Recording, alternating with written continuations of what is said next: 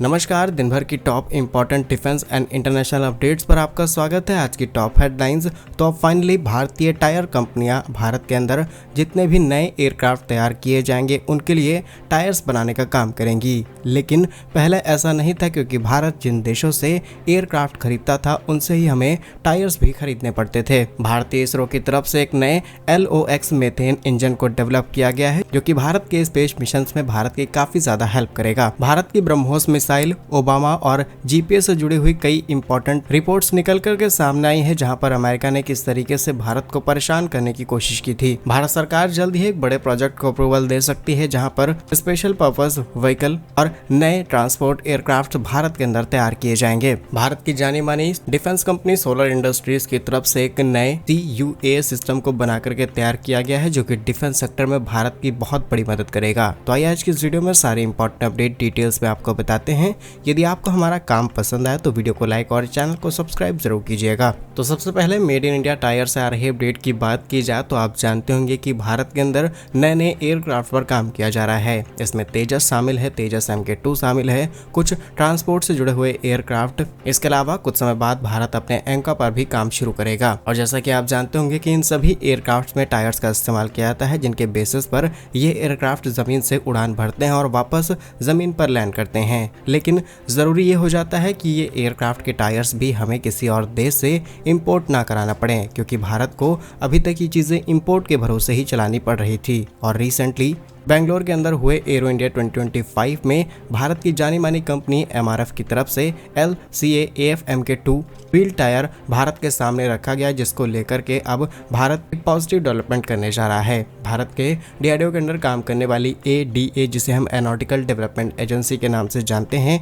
इन्होंने एक पॉजिटिव कदम उठाया है कि अब इस कंपनी को टेंडर दिया जाए, ताकि भारत के जितने भी अपकमिंग एयरक्राफ्ट हैं उनके लिए टायर्स इनकी तरफ से ही तैयार किए जाएं। रिपोर्ट्स के मुताबिक बताया गया है कि कंपनी ने अपने जिस LCA-AF MK2 टायर को तैयार किया है, इसके 2 वेरिएंट्स तैयार किए गए हैं, जिन वेरिएंट्स में अलग अलग साइज देखने को मिलता है। अब इनका इस्तेमाल तेजस MK1, तेजस MK2 में आसानी से किया जा सकता है और अपकमिंग डिमांड के हिसाब से भारत इन्हें मॉडिफाई करके अपनी जरूरत के हिसाब से मैन्युफैक्चर करा सकता है। लेकिन यहाँ से जो हमें एक लेसन सीखने को मिलेगा कि हम भले ही लेट में काम करें अपने एयरक्राफ्ट को लेकर के, लेकिन हर एक चीज हम मेड इन इंडिया करना चाहते हैं। और समय से पहले ये टायर इंडस्ट्री अगर भारत ने बहुत बड़े स्केल पर डेवलप कर ली तो डेफिनेटली जो ग्लोबल एयरक्राफ्ट का मार्केट साइज है, जो कि करीब $2.1 बिलियन था 2024 के अंदर, इसमें भारत काफी बड़ा कंट्रीब्यूशन मार्केट शेयर अपने हाथ में ले सकता है, बिकॉज ये मार्केट 5.2% की ग्रोथ रेट के साथ आगे बढ़ रहा है और 34 तक ये $3.4 बिलियन का हो जाएगा। भारत के पास BKT, MRF जैसे बड़े बड़े प्लेयर्स हैं, जो कि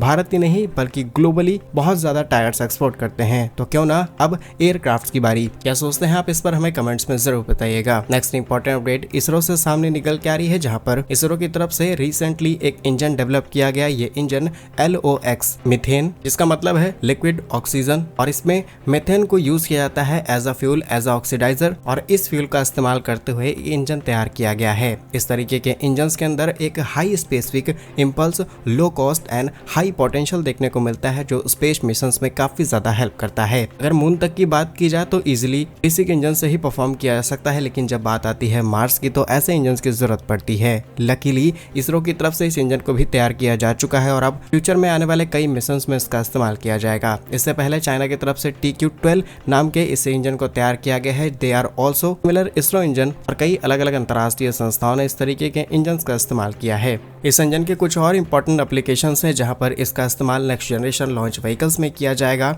स्पेशली उनमें आसानी से किया जा सकता है जहां पर हम रियूजेबल बूस्टर का इस्तेमाल करेंगे। तो इसरो की इस बड़ी मेहनत के लिए कमेंट बॉक्स में जय हिंद जरूर लिखिएगा। नेक्स्ट इंपॉर्टेंट अपडेट भारत की ब्रह्मोस मिसाइल से सामने निकल के आ रही है, जहां पर आज से कई साल पहले ये खबर है करीब 2009 की, और इसे IDRW ने कवर किया है। उन्होंने बताया कि जब अमेरिका के 44वें राष्ट्रपति शपथ लेते हैं, यानी कि बराक ओबामा शपथ लेते देते हैं तब भारत और रूस एक साथ मिलकर के ब्रह्मोस मिसाइल तैयार करके उसका परीक्षण करने में जुट जाते हैं। ये परीक्षण राजस्थान में किया जा रहा था, लेकिन जब भारत ने अमेरिका से जीपीएस ग्लोबल पोजिशनिंग सिस्टम की मदद मांगी तब अमेरिका ने इसे देने की तो हेल्प कर दी, लेकिन जब इस मिसाइल का एग्जैक्ट हमने टाइम पर एक्सपेरिमेंट किया तब ये जीपीएस काम करना ही बंद हो गया और इसे ब्लैकआउट कहा गया। और अमेरिका की सिर्फ इस एक गलती की वजह से भारत की ये मिसाइल एक्सपेरिमेंट काफी ज्यादा दिक्कत में रहा। करीब 112 सेकंड तक हमें एक्सपेरिमेंट करना था, लेकिन 112 सेकंड की बजाय ये 28 सेकंड और ज्यादा चला और 7 किलोमीटर दूर जाकर के गिरा अपने लक्ष्य से। यानी कि किसी भी टारगेट से 7 किलोमीटर दूर जाकर के किसी मिसाइल का गिरना ये उसके लिए एक बड़ा ड्रॉबैक बन जाता है। लेकिन उसके बाद हमने रशिया के खुद के जीपीएस की हेल्प लेने की कोशिश की, वहां पर भी हमें कुछ हद तक सफलता नहीं मिली।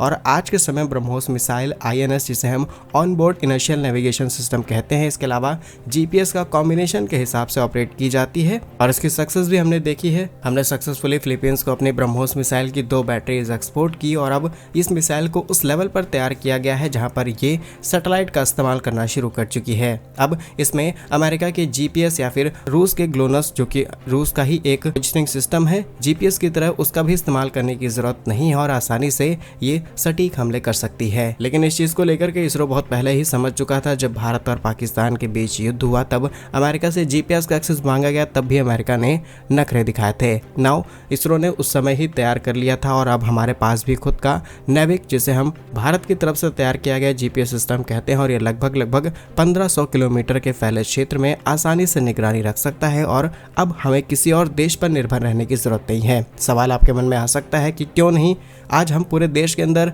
जीपीएस की बजाय नेविक का इस्तेमाल करते हैं। तो नेविक का इस्तेमाल किया जाता है, लेकिन इंपॉर्टेंट डिफेंस और स्पेस के मिशन है वहां पर अभी पूरे कंट्री में इसे लागू करने में थोड़ा सा समय लगेगा, क्योंकि डेटा कलेक्ट करना, कैप्चर करने में बहुत ज्यादा खर्चा होता है। लेकिन इससे आप अंदाजा लगा सकते हैं कि अमेरिका किस हद तक गिर चुका था। नेक्स्ट इंपॉर्टेंट अपडेट भारत के एविएशन इंडस्ट्री से सामने निकल के आ रही है, जहां भारत के civil aviation minister Ram Mohan Naidu ने राज्यसभा में कुछ क्वेश्चंस का आंसर देते हुए बताया कि अब समय आ चुका है कि भारत के अंदर बहुत बड़ी एविएशन मैन्युफैक्चरिंग इंडस्ट्री को खड़ा किया जाए, क्योंकि भारत हर साल कई सैकड़ों की संख्या में एयरक्राफ्ट खरीद रहा है। रिसेंटली ही भारत की तरफ से 1500 प्लेन्स का ऑर्डर दिया गया और वर्ल्ड की fastest growing civil aviation market हमारे पास है। तो क्यों नहीं हम MRO, जहां पर मेंटेनेंस, रिपेयर, ओवरऑल फैसिलिटीज की जाती हैं, इनके प्लांट्स को सेटअप करें। इसके अलावा बड़े एयरक्राफ्ट, ट्रांसपोर्ट एयरक्राफ्ट को तैयार किया जाए रीजनल लोकेशंस के लिए। इसके अलावा स्पेशल पर्पस व्हीकल, जिन्हें APS के इस्तेमाल किया जाएगा, उन तक को क्यों ना प्रोड्यूस किया जाए। और ये एयरक्राफ्ट ज्यादातर 20 सीटर 25 सीटर वाले होंगे, लेकिन इनका प्रोडक्शन अब भारत में शुरू किए जाने की तैयारी है।